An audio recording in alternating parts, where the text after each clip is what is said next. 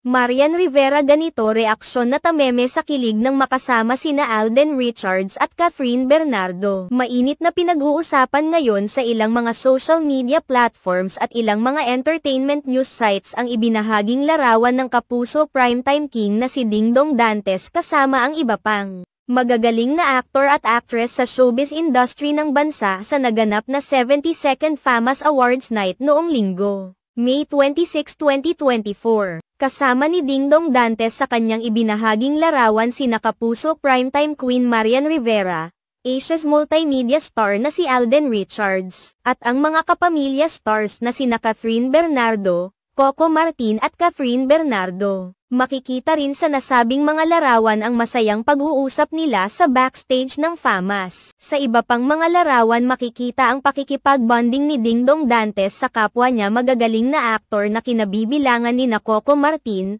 Piolo Pascual at Senador Robin Padilla. Muli ring nagkasama sina Marian Rivera at Catherine Bernardo na dati nang nagkasama sa iisang teleserye ng gampanan ni Catherine Bernardo ang younger version ng batang si Jenny na karakter ni Marian Rivera sa Philippine adaptation ng Endless Love sa GMA. Sa FAMAS Awards Night, inuwi ni Dingdong Dantes at Marian Rivera ang bida sa Taquilla Awards para sa kanilang comeback movie na Rewind. Nulang na itanghal bilang Best Actress si Catherine Bernardo, habang Best Actor naman sina Piolo Pascual sa kanyang pagganap sa pelikulang Malyari at si Alfred Vargas para naman sa kanyang pagganap sa Pita. Pinusuan ng maraming mga netizens ang ibinahaging larawan ni Dingdong Dantes dahil minsanan lamang umano na nakikita sa iisang frame ang magagaling na mga aktor at actress sa industriya na magkakasama in one frame.